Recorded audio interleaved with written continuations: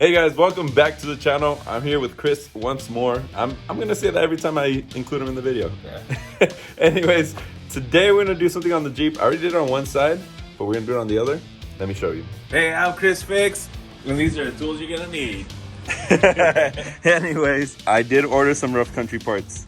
I know, rough country on the Jeep, no, but anyways, I got these 3/4 inch spacers. I wanted to get a little bit more clearance in the front so I don't have to trim as much, and my shocks are too long for the 4.5 inch lift, so I figured this will fix that issue. And I'm gonna show you a really easy way. If you're already lifted and you wanna put these in, super easy to do. So this is what it looks like once it's in. I do need to adjust the spring a little, twist the axle a little bit. It goes right there, right above the coil isolator, and yeah, it just sits right there nice and good. And the reason I went with the rough country ones, these are fully metal, so I didn't want any plastic, and I think these will work great for the Jeep. And before we continue with the project, make sure to check out Najar Offroad. Follow me on Instagram, Najar Offroad as well, and don't forget to like and subscribe. Can you guys tell the difference in height? The right side has the spacer.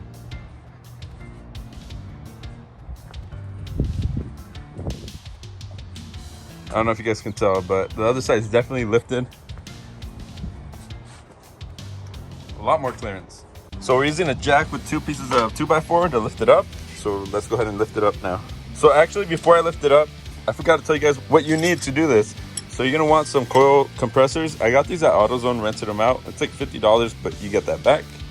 And then you're gonna want a 19mm if you get these coil compressors from this manufacturer. And before we actually lift it, we're gonna put the coil compressors on. Since the spring already has tension, it'll just make it easier when you lift it. You won't have to tighten down the coil compressors a lot more. Okay, so we're just gonna slide these on. You might need a pry bar because of how the springs are compressed to get these in, you know.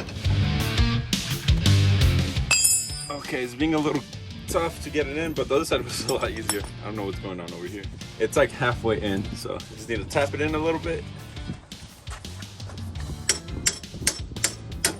There we go. Okay, so I got that one on. Now just tighten it till it's a little bit tight. I'm gonna do a couple more turns. That's pretty much it. And then let's put the other side on. And don't worry, the Jeep's not lifted, so it's not gonna fall on me. Okay, just tap that in. All right, so we got both of those on. Tighten this one as well. And like I said, I'm gonna do a couple more turns because of the spacer. You're gonna need a little bit more compression on the spring. Okay, so that should be good enough. Now I'm just gonna jack up the Jeep, and that'll be enough to take the spring out, I believe. Okay, so we do have the spring retainer there, so I'm gonna lift it up from the bottom. Let me take care of the jack. Okay, so move the coil out of the way. Ow, that's not good. Okay, next step, remove the isolator. That might be tight on yours if you haven't removed it. Sometimes they get stuck right here with dirt and stuff like that. So actually, I'm gonna leave it in here. Let's see if it makes it easier. Now stick it in there. And the spacer goes on top of the rubber piece, so make sure you get it in there right.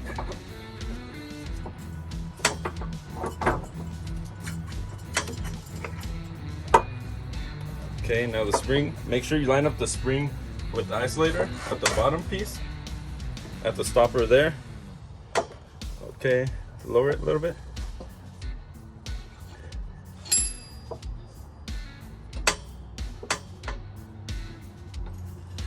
Go, go, go. Go. Go. Go. Keep going. Go.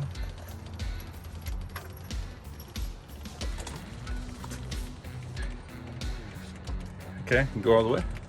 All right, so there we have it. Now I just have to loosen these up, and the spring is in there with the spacer.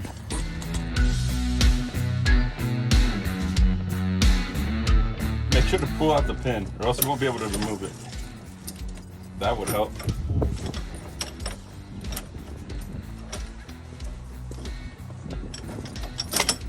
There we go.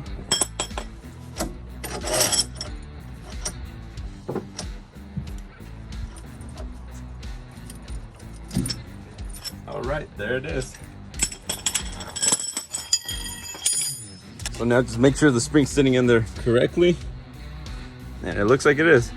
Okay, so everything's in there nice and how it should be. The spring's in there correctly.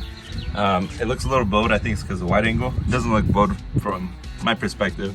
So the next thing you would want to do, since you lifted it more, is adjust the track bar.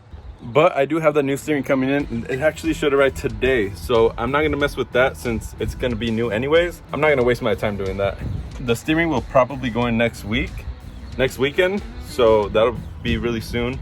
That'll be fun to do. I've never done anything like that, so I'm excited. It's definitely sitting a lot taller now, as you can kind of tell from the rear compared to the rear. Check that out. So the reason you might want to add that 3/4 inch spacer on the front is to get a little bit more clearance for the tires. If you have bigger tires, you want that clearance. That way you don't have to trim up a lot in the front. Also for me, the reason I'm changing it is because the shocks are a little bit too long.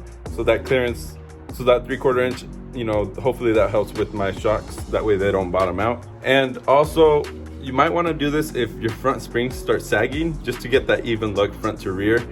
I know with the rough country setup, their springs tend to sag, so maybe that'll help. But for me, like I said, it's because of the shocks. That's why I did it. Okay, so I wanted to show you guys what it looks like from the outside. And as you can tell, the front is a little bit more lifted than the rear, which is fine with me. That's what I wanted. I wanted a little bit more clearance in the front instead of having to trim it how other people do. And when you trim it, it does give that appearance of the front being lifted more than the rear as well. So it doesn't bother me. I did take it off-roading for like a little trip, and I did get great clearance. I didn't really rub. I was rubbing a little bit on the front bumper and the metal piece underneath, but other than that, I mean, it's been pretty great, so I cannot complain. Yeah, what do you guys think about the Jeep? How do you like that the front is lifted a little bit more than the rear? I don't really mind, like I said, and as you can tell, it's a little bit off, barely any, but it looks great in my opinion. Also, this is a very easy install. The way that I did it, it took me about 12 minutes per side, 12 to 15 minutes. But if you want to do it the right way, which is, you know, remove the shocks, let it extend all the way down, you can do that as well. I just find this way a lot easier, especially since I have the clearance to do that. So if this video helped you out on how to install spacers on your Jeep, let me know in the comment section down below. Anyways, I'll see you guys on the next video. Peace.